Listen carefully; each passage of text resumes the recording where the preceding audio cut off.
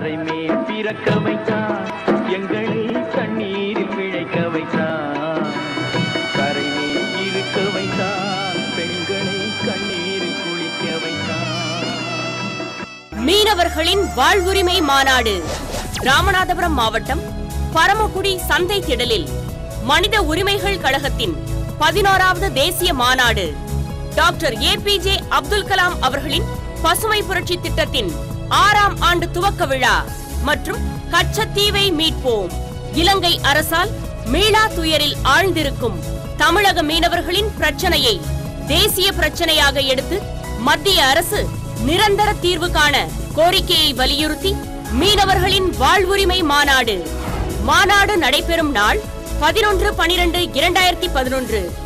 மாநாட்டில் அனைத்து கட்சி முக்கிய தலைவர்கள், நீதி அரசர்கள், சமுதாய பெரியவர்கள், திரைப்பட கலைஞர்கள், தமிழக மீனவர் சங்க தலைவர்கள், மீனவ குடும்பங்கள், கழக சொந்தங்கள் என பல்லாயிரக்கணக்கானோர் கலந்து கொள்ளவிருக்கின்றனர்.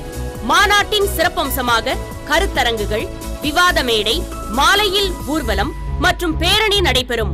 மீனவர்களின் பிரச்சனைக்கு நிரந்தர தீர்வு காண அலை கடலென திரண்டு வாரீர் என அன்புடன் அழைக்கிறார் நிறுவன தலைவர் வழக்கறிஞர் டாக்டர் எஸ். சுந்தர் அவர்கள்.